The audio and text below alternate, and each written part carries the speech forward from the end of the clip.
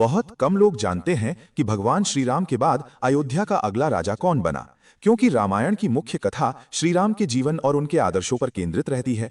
इसी कारण अधिकतर लोगों को ये पता नहीं चल पाता कि उनके बाद रघुवंश में क्या हुआ।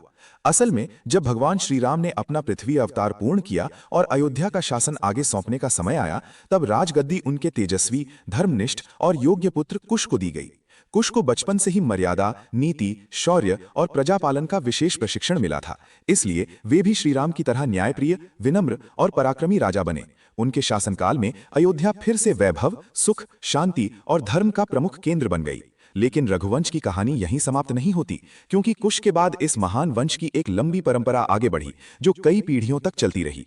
कुश के बाद क्रमशः अतिथि, निषद, नल, नभि, पुंडरीक, क्षेत्रवधि, विचक्षण, हिरण्यनाभ, पुंछ, ध्रुव संधि, सुधन्वा और सुचेता जैसे पराक्रमी, विद्वान और धर्मप्रिय राजा हुए, जिन्होंने अयोध्या की गौरव गाथा को आगे बढ़ाया।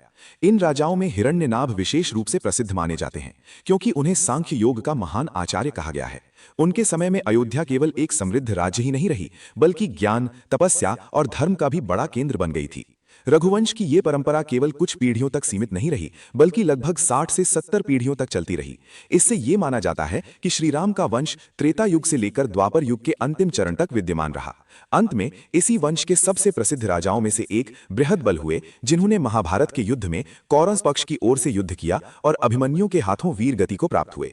इस प्रकार भगवान श्रीराम के बाद भी रघुवंश की महिमा, उसकी परंपरा और उसका गौरव युगों तक चमकता रहा और अयोध्या सदैव धर्म, न्याय और पराक्रम का प्रतीक बनी रही। बोलो जय श्री राम।